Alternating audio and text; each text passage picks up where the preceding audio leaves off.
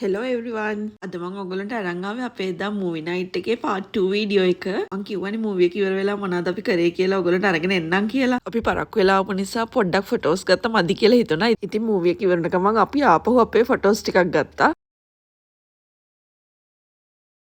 ඉතින් ඊට පස්සේ අපි ආවේ ඩිනර් ගන්න. අපි හැමෝටම මූවි එක ඉවර වෙනකොට හොඳටම බඩගිනි වෙලා තිබ්බේ. අපි මේ කොහෙන්ද කන්නේ කියලා තමයි මේ කල්පනා කර කර ඇවිද ගියේ.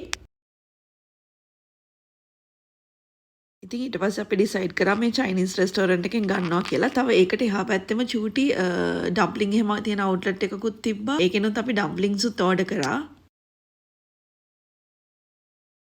මේ තියෙන්නේ අපි ඕඩර් කරපු කෑම ටික. ඇත්තටම මේ අවුට්ලට් දෙකේම කෑම මාරම රහයි. ඒ නිසා ඔයගොල්ලොත් ගියොත් අනිවාර්යෙන් try කරලා බලන්න. අපි මේ මුලින්ම try කරන්න යන්නේ අපි ගත්ත chicken dumpling එක. ඒක ඇතුලේ තිබ්බ filling එකත් මාරම රහයි. ඒ වගේම ඒක dip කරගන්න තිබ්බ sauce එකත් හරිම රසයි. ඊළඟට මම මේ try කරන්න යන්නේ prawn noodle එක. මේකත් අපි ගත්තේ අර dumpling ගත්ත outlet එකෙන්මයි. ඒක creamy taste එකක් තියෙන එකක්. ඒකත් හරිම රසයි.